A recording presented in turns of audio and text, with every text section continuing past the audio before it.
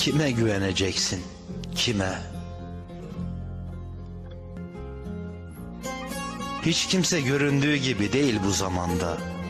Her gülüşün arkasında ayrı bir hüzün, her bakışın arkasında ayrı bir mana.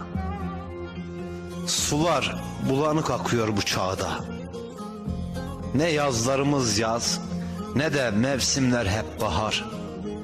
Mutluluk romanlardaki gibi ucuz değil mesela.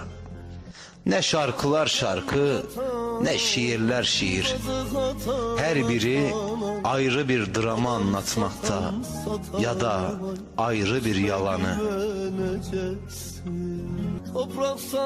Doğruluk menfaatin kölesi, dürüstlük düzenbazların soytarısı olduysa sorarım sana, kime güveneceksin, kime?